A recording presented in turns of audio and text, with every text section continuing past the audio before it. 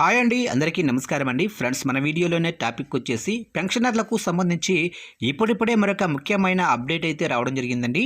అయితే ఇందుకు సంబంధించిన పూర్తి వివరాలు అయితే మన వీడియోలో తెలుసుకుందామండి. వీడియో మాత్రం స్కిప్ చేయకుండా చూడండి ఫ్రెండ్స్, అప్పుడే మనకి పూర్తి సమాచారం అయితే తెలుస్తుంది. ఇక లేట్ చేయకుండా వివరాల్లోకి వెళ్ళిపోదాము.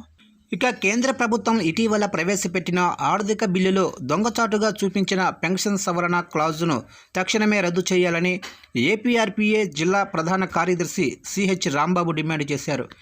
ఏపీఆర్పీఏ రాష్ట్ర కమిటీ పిలుపు మేరకు స్థానిక ప్రకాశం భవనం వద్ద జి శేషయ్య అధ్యక్షతన సోమవారం ధర్నా నిర్వహించారు.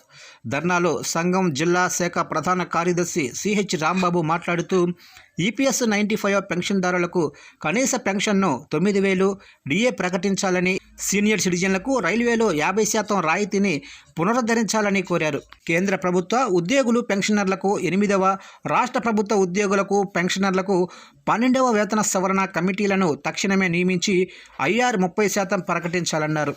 పెన్షన్దారులకు, ఉద్యోగులకు రావాల్సిన బకాయిలు వెంటనే మంజూరు చేయాలని, పెన్షన్దారులకు రావాల్సిన కమ్యూనిటేషన్, గ్రాడ్యుటీ, లీవ్ ఎన్కాష్మెంట్ తక్షణమే మంజూరు చేయాలన్నారు. ఇక ఏపీఎస్ఆర్టీసీ రిటైర్డ్ ఉద్యోగులకు రావాల్సిన అన్ని రకాల బకాయిలు మంజూరు చేయాలని తదితర డిమాండ్లతో ధర్నా చేశారు. యూనియన్ నాయకులు మీగడ వెంకటేశ్వర రెడ్డి, టీవీఆర్ సుబ్బారావు, సిహెచ్ లక్ష్మీనారాయణ, అలాగనే రాబిన్ రవికుమార్, పి పేరయ్య మాట్లాడారు.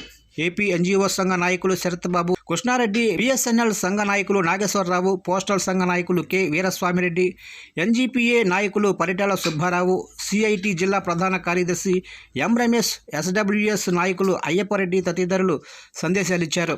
ధర్నా అనంతరం కలెక్టర్ను కలిసి వినతి పత్రం అందజేశారు.